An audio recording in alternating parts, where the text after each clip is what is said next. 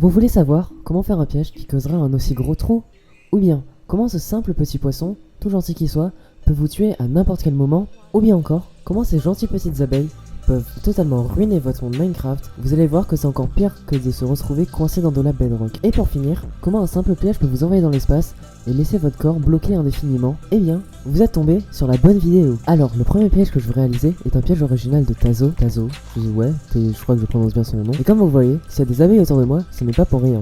Le bloc de miel est le seul bloc du jeu que l'on peut casser à la main et à la pioche en netherite et qui aura le même temps de cassage. Et c'est en utilisant cette mécanique que l'on pourra faire un piège vraiment intéressant qui permettra de bloquer le joueur indéfiniment. Déjà, je vais vous montrer comment réaliser le mécanisme qui permettra au joueur d'être bloqué totalement. Donc la première chose à faire, c'est de créer une cloque. Donc ensuite, vous pouvez mettre un piston ici, un autre piston là que vous allez prendre le signal d'un autre côté. Hop, comme ça les deux pistons seront ici. Et là, bon, on va juste arrêter ça 2 secondes.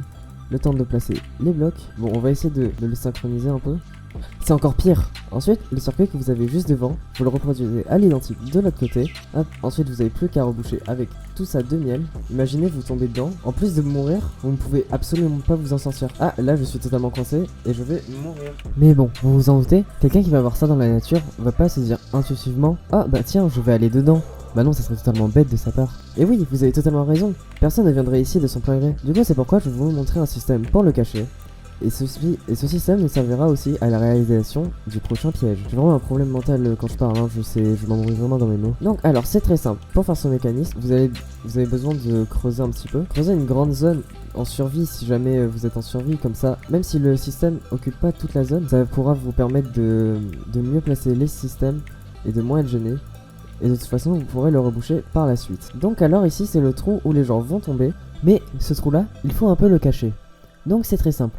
Vous mettez un piston ici, élevé de 1 bloc, comme ça quand il sera étendu, il pourra parfaitement correspondre au bloc de terre qui sera en haut. Hop, vous mettez un bloc de terre ici. Donc vous êtes d'accord, quand le sticky piston sera activé, ça sera comme si c'était naturel, personne ne verra la différence entre le bloc ou pas, si c'est un bloc piégé ou pas.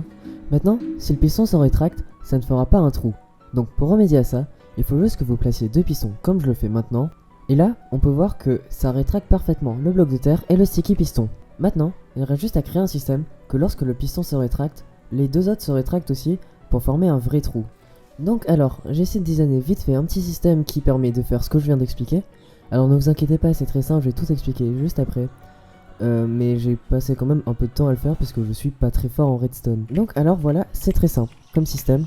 Alors ici vous avez une torche qui alimente ce piston qui va le monter pour que le bloc y soit en position naturelle. Et derrière vous avez un bouton et vous savez, lorsqu'on injecte un signal de redstone dans une torche, elle s'éteint. Donc du coup elle va éteindre ce piston qui va se rétracter. Et ici on a un comparateur qui regarde s'il y a du courant de redstone qui passe ici. Et s'il n'y a pas, il va rétracter ces deux autres pistons avec un petit délai.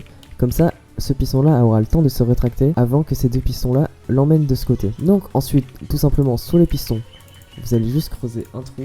Voilà, le jour, ça sera peut-être un peu mieux. Mais par contre, ils vont trouver ça un peu suspect de... Alors, mets-toi juste ici, sur ce bloc d'âme là. Ne t'inquiète pas, il n'y a rien de suspect. Enfin, si, ils vont trouver ça suspect. Donc du coup, la solution, c'est de faire un tout petit peu de décoration.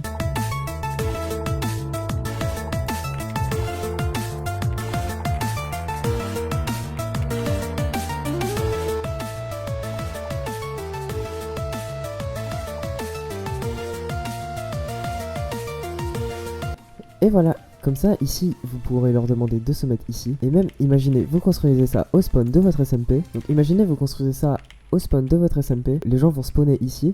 Et dès qu'ils spawnent, vous pouvez activer le piège pour qu'ils tombent dans le trou. Ensuite, vous avez deux choix.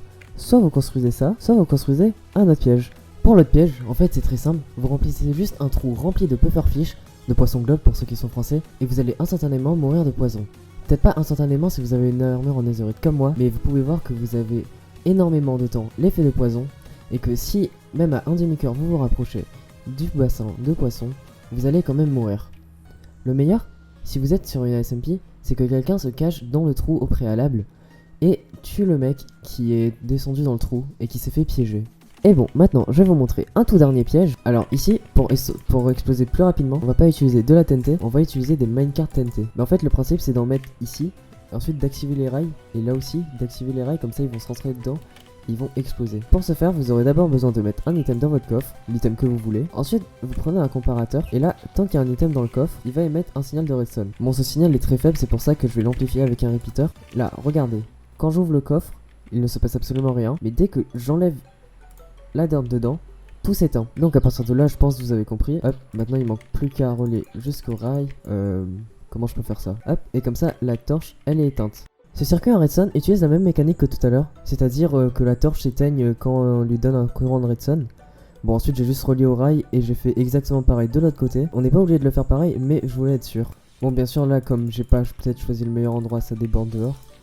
Même si vous faites pas de l'autre côté, normalement ça marchera quand même, mais je préfère faire les deux côtés. Ensuite, vous prenez juste des minecarts avec de la TNT, vous en mettez beaucoup. Donc là, hop, vous pouvez dire à votre ami: hey, salut, viens, regarde, j'ai une surprise pour toi. Vous pouvez même reculer ça d'un bloc, et même si c'est un bloc qui sépare le coffre et le comparateur, ça sera pas dérangeant. Donc là, vous allez ouvrir et il va pas trouver ça suspect. Et bah lui, quand il va ouvrir, il va enlever ça, boum. Et après il va mourir. Bon, même s'il a une armure en netherite, il meurt pas directement de l'explosion, même si je pense qu'il va mourir de l'explosion, il mourra quand même de dégâts de chute. Donc voilà, je vous ai présenté tous les pièges que je voulais vous présenter. Du coup, si ce genre de concept vous plaît, n'hésitez pas à vous abonner, puisque c'est ce qui me prend le plus de temps à faire. Comme d'habitude, n'hésitez pas à liker, commenter et partager la vidéo, ça soutient énormément. On est très proche des 1100 abonnés, du coup j'espère les atteindre très bientôt. Sur ce, bonne journée à vous, c'était Tom.